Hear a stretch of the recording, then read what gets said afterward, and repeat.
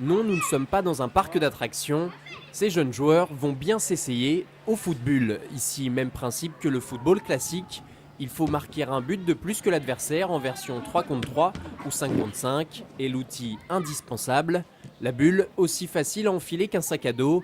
Grâce à cette protection, les joueurs peuvent rouler, tomber et subir tous les chocs les plus spectaculaires sans jamais risquer la blessure.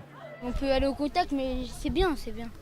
Ouais, on se rentre dedans, c'est bien. C'est dur parce qu'on voit pas la balle. Et sinon, après, c'est facile. En résumé, le principe des autotamponneuses redevient roi ici. Au football, pas besoin d'être un Zidane du ballon rond pour s'amuser sur le terrain. Au contraire, c'est que ça permet à tout le monde de jouer. Nous, on joue avec des femmes, des enfants. C'est toujours marrant parce que c'est vrai que l'équilibre change un petit peu parfois. On a des gens qui se loupent pour taper dans la balle. C'est même plutôt rigolo, surtout qu'après, il y a toujours quelqu'un qui est là pour un peu rentrer dans l'autre, le tamponner comme on raconte. Et puis, il y a une galipette derrière, une roulade sans jamais se faire mal. C'est toujours ça qui est fun.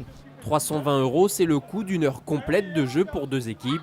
Et aussi surprenant que cela puisse paraître, le football est une excellente activité physique pour de nombreux sportifs. Là, ça peut être complémentaire d'énormément de sports parce qu'au terme de préparation physique, c'est quand même quelques kilos sur le dos. Donc ça va travailler différemment sur les jambes, ça va travailler au niveau du cardio. Mais après, ça peut amener des enfants qui auraient des réticences au contact à faire quelque chose de nouveau.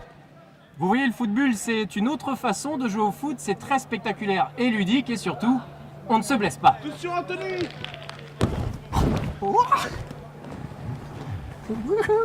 Voilà. Magnifique ce sport.